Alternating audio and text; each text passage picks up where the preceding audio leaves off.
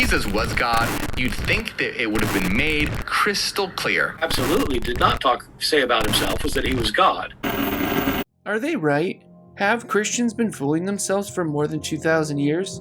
Or did Jesus in fact claim to be God? The supreme creator? The God of Abraham, Isaac, and Jacob? Well, before we see Jesus' answer, let's take a quick look at who the God of Abraham, Isaac, and Jacob is and what he said about himself. Then we can see if Jesus actually claimed to be him. In Exodus chapter 3, Moses is confronted by God in a burning bush, and this is where God calls Moses to go to Egypt and confront Pharaoh to demand that Pharaoh sets the Israelites free. Moses then asks God who he should say sent him, and in verse 14 it says, "And God said to Moses, I am who I am. And he said, say this to the people of Israel, I am has sent me to you." God also said to Moses, say this to the people of Israel, "The Lord, the God of your fathers, the God of Abraham, the God of Isaac, and the God of Jacob, has sent me to you.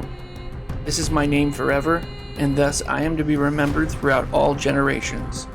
So according to scripture, God's name is I Am, which many scholars believe refers to his self-existence or aseity. These are terms that theologians use to indicate that God has no beginning, and he doesn't depend on anything for his existence. So, did Jesus claim to be God? The God of Abraham, Isaac, and Jacob? The God of the Old Testament? The God of the Bible? The one and only true God? Well, let's take a look. We start in John chapter 8, where the Pharisees confront Jesus and accuse him of being demon-possessed. And during that conversation, they ask him, "Who do you make yourself out to be?" And Jesus answers them in the following verse, "Your father Abraham rejoiced that he would see my day. He saw it and was glad." So the Jews said to him, "You are not yet 50 years old, and have you seen Abraham?" Jesus said to them, "Truly, truly, I say to you, before Abraham was, I am." So they picked up stones to throw at him, but Jesus hid himself and went out of the temple. You heard it there, Jesus claiming to be the self-existent I Am. It's as clear as day. In fact, Jesus uses the I Am phrase 7 times in the New Testament, each time followed by a characteristic of himself and his relationship to the Father. Another time when Jesus claimed to be God was when he was standing before the Sanhedrin being questioned in Mark chapter 14 verses 61 to 64, which reads, "Again the high priest asked him, 'Are you the Christ, the Son of the Blessed?' And Jesus said, 'I am, and you will see the Son of Man seated at the right hand of power, and coming with the clouds of heaven.'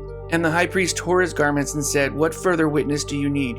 You have heard his blasphemy.'" Not only did he again answer with the I Am statement, he followed that up with what the Jews at that time could only interpret as Jesus himself saying he is God. Now why would they think this? Well, while the phrase Son of Man may sound like it emphasizes Jesus' humanity, which it does actually emphasize that, but more importantly, it speaks about his deity and his exalted nature, because the Son of Man is a title of deity that harkens back to a prophecy in the book of Daniel. Specifically chapter 7 verse 13, where Daniel has a vision. It reads, "In my vision at night I looked, and there before me was one like a son of man, coming with the clouds of heaven. He approached the Ancient of Days and was led into his presence. He was given authority, glory, and sovereign power. All nations and peoples of every language worshipped him. His dominion is an everlasting dominion that will not pass away, and his kingdom is one that will never be destroyed." Note that the Son of Man is given authority over all. His dominion is everlasting. He's worshipped when only God should be worshipped. He has a kingdom that will never be destroyed. And the phrase "coming on the clouds of heaven" was a phrase that was only attributed to God in those days. So Jesus, standing before the court, applied that entire prophecy to himself. Finally, in the last part of the passage in Mark, after Jesus refers to himself as the Son of Man, the high priest responds saying, "He has uttered blasphemy," which clearly shows that the high priest understood the divine overtones of the title Son of Man. Jesus was claiming to be God, and this is why the high priest tore his clothes. This is why they crucified him, and this is just one of the many examples of Jesus claiming to be God himself. Take care and God bless.